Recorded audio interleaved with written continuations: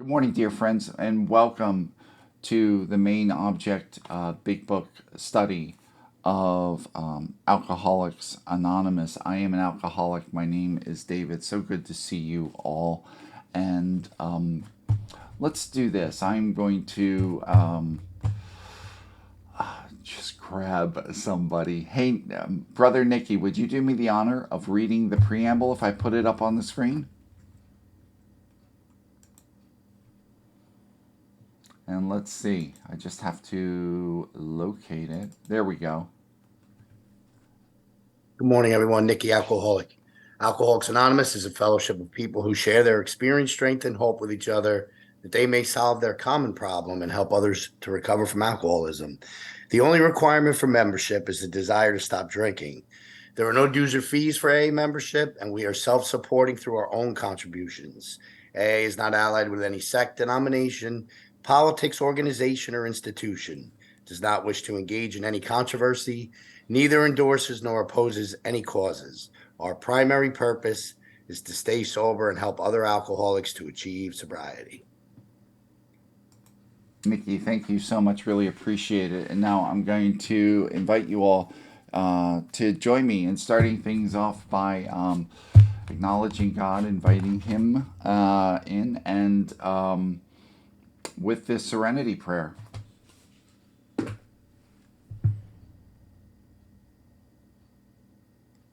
God, grant me the serenity to accept the things I cannot change, the courage to change the things I can, and the wisdom to know the difference. All right, all right. We are, for those who are here for the first time or are newer to our meeting, we are a line by line big book study. We go slowly, very slowly through the book. The purpose of that is to look a little bit more deeply at the text and to really grasp the meaning of what Bill and the first 100 intended when they wrote the book. And by doing it, it's like, here's the goal. The goal is not to be AA history buffs. The goal is to unlock the power of the book, to really be our main compass in navigating this life of recovery, and in, I think, just as importantly, if not more importantly, sharing the power of this book with new people and really creating what I think should be anyway, an expansive network of like-minded, sober individuals who we are helping and sponsoring, and through which the grace of God can flow through for all of us. Anyway, that said, what we do is we divide or we categorize the text into 5 categories, and I think we're going to hit on all 5 today. We have a lot of ground to cover today, but just so you see, categories are questions, directions and explanations, promises, warnings, and history. And the colors you see, I don't highlight history typically, but the rest I do highlight in those colors. That really, for me, that really unlocks the book and my ability to use it like that, and use it as a tool. And a couple other things. The format is this morning. I'm going to I'll share until about 7 o'clock, and then we will open it up for questions, feedback, all of that stuff. And we're starting on page 51. But before we do that, what I want to do is I want to take a little bit of a left turn. I normally don't do announcements, but something came across my email yesterday. I saw it and I said, ooh, and it really relates to our focus and mission. So that's why I wanted to share it. And what I'm talking about is, I'm going to bring it up on the screen again, and I put info in the chat as well about this. Um, Back to this. Some of you may be aware of this. This was all news to me. GSO is in the process right now of drafting what they are calling a plain language translation of the Big Book. And what that means is, now some people may initially balk at that, thinking, oh my word, are they trying to get politically correct or whatever? And it's, when I read the material on this, it has nothing to do with that. It has nothing to do with being, what some people call woke or whatever.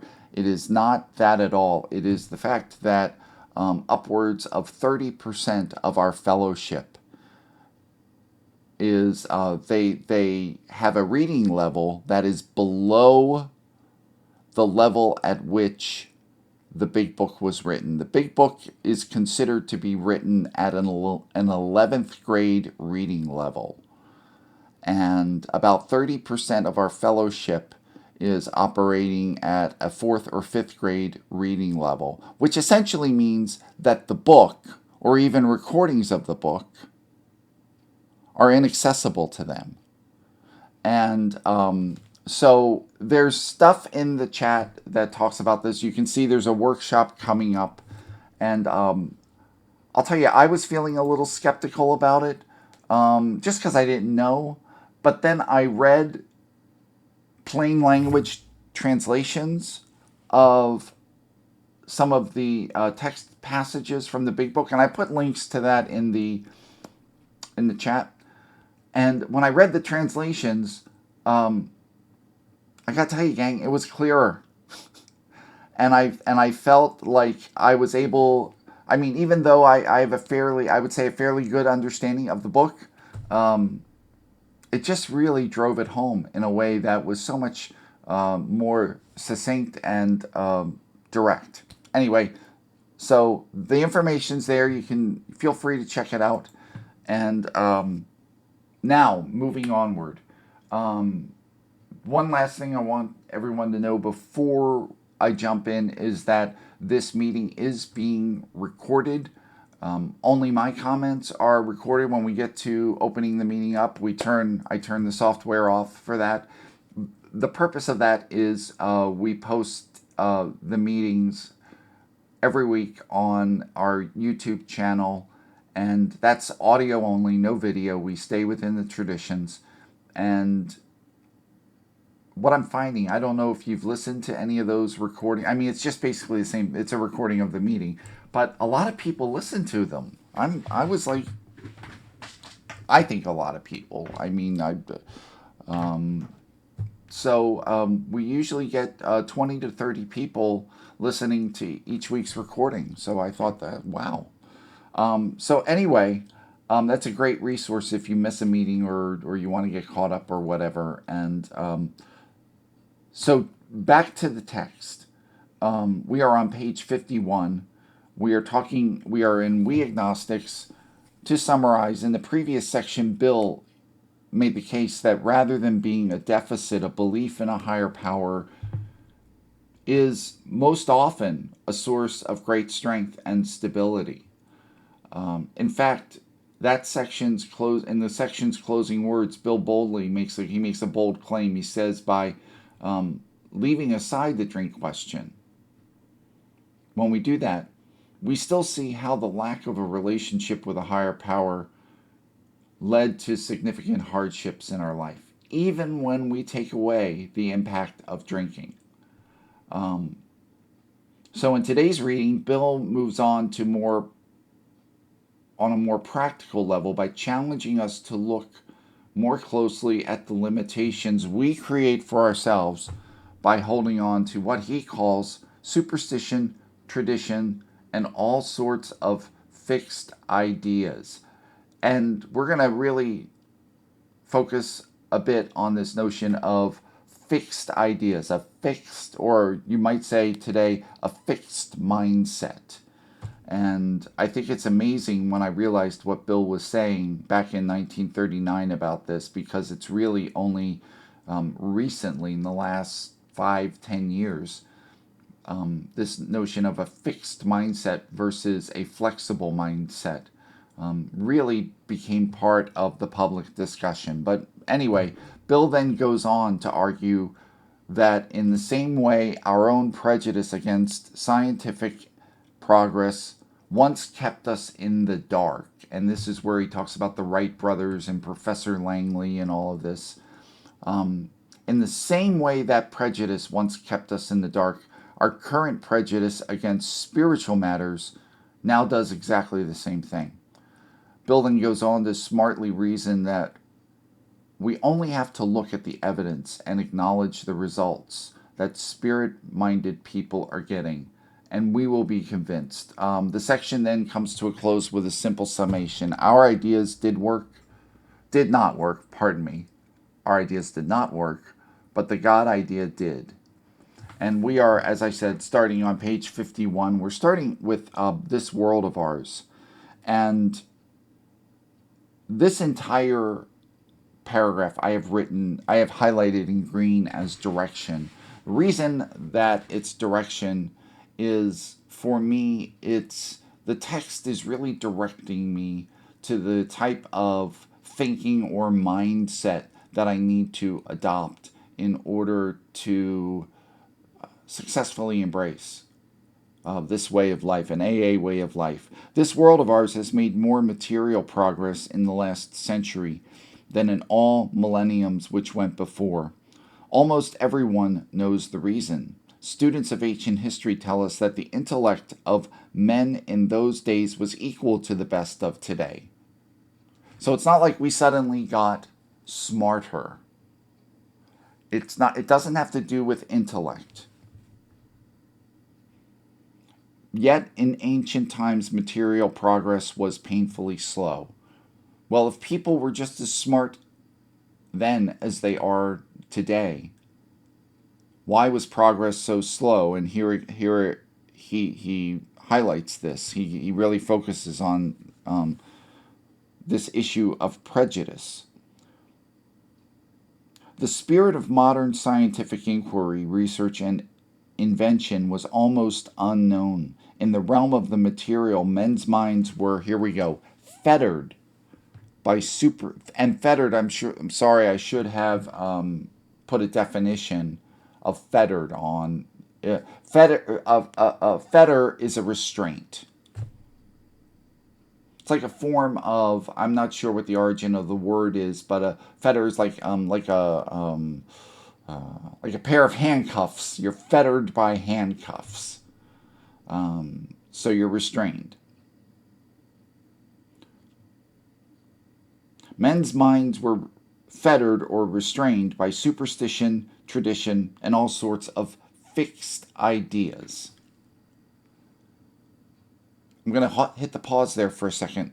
By fixed ideas, what he is talking about is a mindset, a way of thinking in which we are guided by an assumption. And that assumption is, this is the way the world is. This is the way it always should be.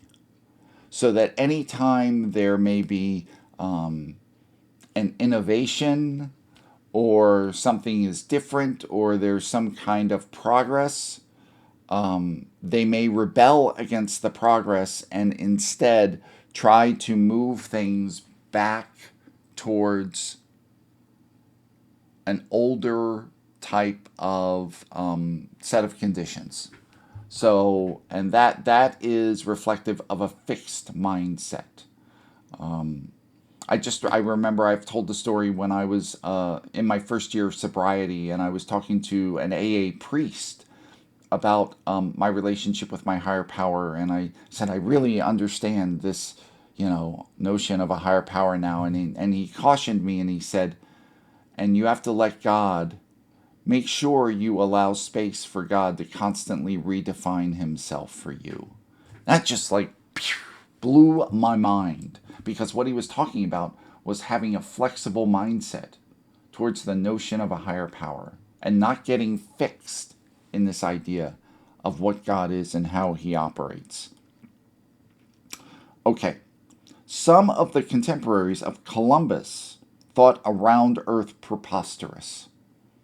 Others came near to putting Galileo to death for his astronomical heresies. And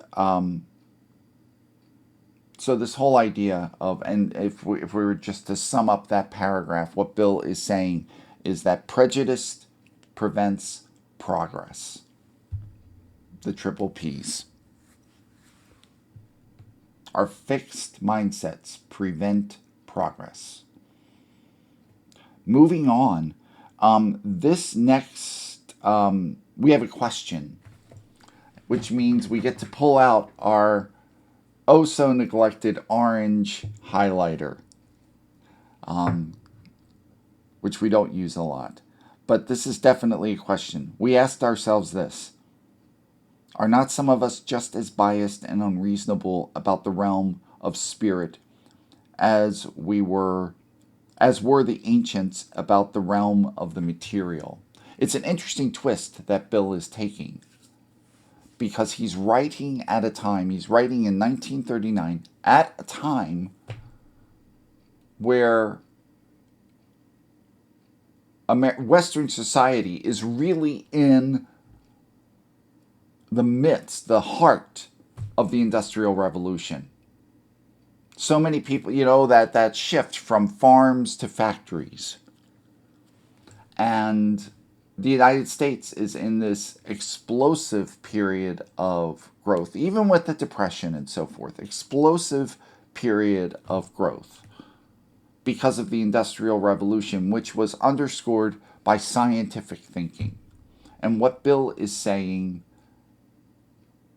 he's putting a twist on it. He's saying, yes, this was prevented because we were so fixed on spirit and superstition and tradition. Now we've gotten just as fixed. What he's saying is we've gotten just as fixed, but in the opposite direction. We've gotten just as fixed on science and hard evidence, visual evidence, and logic. And what he's saying is we need to come back to center. Where and the key, he's saying, is, and we'll see this, look at the evidence. So we asked ourselves, are not some of us just as biased and unreasonable about the realm of the spirit as were the ancients about the realm of the material? The rest of the page, just FYI, is again direction in green. Because what he's doing here is, again, he is saying to us, here is the mindset that it is suggested you adopt in order to be successfully sober. Even in the present century, American newspapers were afraid to print an account of the Wright brothers' first successful flight at Kitty Hawk. I did not do a reference to that. Sometimes I'll reference the historical things only because I think we're all aware of the Wright brothers and Kitty Hawk. That was in 1903. But one thing to bear in mind, this is being written in 1939. Wright brothers were 1903. It's just 36 years later. So many people were alive at that time who remember that. So it's like remembering disco. It's just as painful. And that was 36 years ago. And I'm not even going to talk about my puka shells. That's a part of my. That's a part where I sunk so low I still haven't made peace with it. Anyway, I'm joking. Had not all efforts at flight failed before? Did not Professor Langley's flying machine go to the bottom of the Potomac River? Okay, ladies and gentlemen. So let's do a little, just a momentary history lesson here. There we go. Professor Langley, Professor Samuel Pierpont Langley, was a rival of the Wright brothers. And there you can see this is an actual headline. Machine did not fly. Langley's carefully planned experiment a failure plunged into Potomac River. And there he is, and that's him, and then there's his flying machine. Not that that's the barge. It was in the Potomac River, and there's the flying machine, and it launched, and it just went plop right into the river. And I put a link in the chat as well if you want to learn more about Professor Langley and his failure. But his failure and everybody saying man can't fly. There we go. New York Times in 1903. This is 9 weeks. This is right after Langley, 9 weeks before the Wright brothers flew at Kitty Hawk. The New York Times claiming it would take about 10 million years for man to learn to develop how the means to fly in heavier than air flying machines. So there we go. All those links are in the chat. Had not all efforts at flight failed before? Did not Professor Langley's flying machine go to the bottom of the Potomac River? Was it not true that the best mathematical minds had proved man could never fly? Had not people said God had reserved this privilege to the birds? Only 30 years later, the conquest of the air was almost an old story, and airplane travel was in full swing. The next several sentences, again, are explanation or direction, so they're in green. But in most fields, our generation has witnessed complete liberation of our thinking. Show any longshoreman a Sunday supplement describing a proposal to explore the moon by means of a rocket, and he will say, I bet they do it. Maybe not so long either. And it was this is 1939, this was written, so it was 30 years later that we set foot on the moon. And since we avoid controversy, I'm not even going to get into, well, it was faked and Stanley Kubrick did it from a movie studio in Hollywood. That's a whole other discussion. So we'll just, for our purposes, we'll say it happened. The rest of the paragraph I have as a question. So again, back to our orange highlighter. Is not our age characterized by the case in which we discard old ideas for the new? By the complete readiness with which we throw away the theory or gadget which does not work for something new which does. What he's talking about there is we are letting go of our fixed mindsets and we are adopting in the realm of science and material progress. We are willing to adopt a flexible or I'm going to use a fancy word, fluid mindset, evolving. And what he's saying is, let's do the same thing with the realm of spirit. The next sentence is direction, clear direction. We had to ask ourselves why we shouldn't apply to our human problems this same readiness to change our point of view. I debated, should I have labeled that a question? Take your pick. I thought direction only because he's really giving direction. And now we get into a section that's often quoted by speakers, which just, I think, gets to the heart of it. We're talking about evidence, right? And what he does is he shifts us to the evidence in a section often referred to as the bedevilments. And this. I have the next couple sentences highlighted in pink for a warning. And I'll read now the part that I highlighted in pink. We were having trouble with personal relationships. We couldn't control our emotional natures. We were a prey to misery and depression. We couldn't make a living. We had a feeling of uselessness. We were full of fear.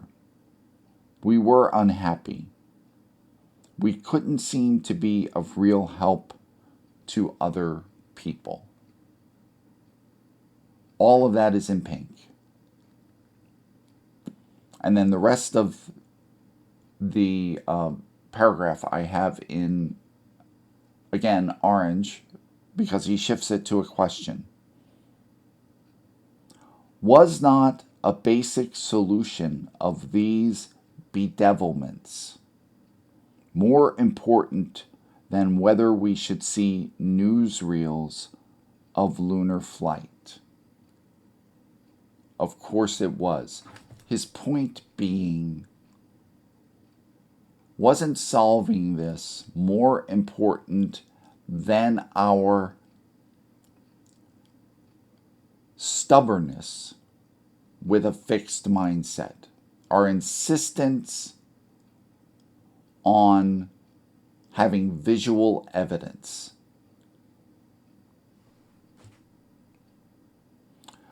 FYI,